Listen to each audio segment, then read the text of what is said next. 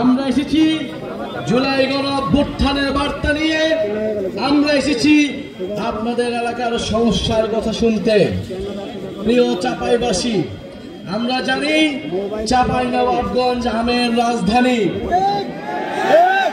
কিন্তু দুঃখের বিষয় এত ঐতিহ্যবাহী জেলা হওয়া সত্ত্বেও এই আমকে এটাকে শিল্পের পর্যায়ে নিয়ে যেতে, এটাকে বিশ্বের বুকে তুলে ধরতে, এটাকে রপ্তানি করতে কোনো ধরনের উদ্যোগ আমাদের কোনো সরকারি নেয়নি এখন পর্যন্ত।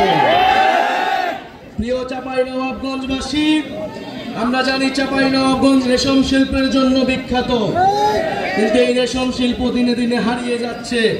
কোনো ধরনের উদ্যোগই নেওয়া হয়নি আমাদের এই জাতীয় শিল্পকে বাঁচিয়ে রাখার জন্য। আমরা চাই বাংলাদেশের যে জাতীয় শিল্প রয়েছে, কুটির শিল্প রয়েছে, সেগুলোকে যথাযথভাবে সংরক্ষণ করতে হবে। সীমান্তে অনেক বাহাদুরি হয়েছে দাদাদের, সেই বাহাদুরির দিন শেষ হয়েছে। যদি আর কোনো সীমান্তে কোনো ধরনের পায়তারা করা হয়, যদি সীমান্তে আগ্রাসন চালানো হয়, সীমান্তে আমার ভাইদের উপর হত্যার চেষ্টা চালানো হয়, আমরা সীমান্তে লং মার্চ ঘোষণা করব।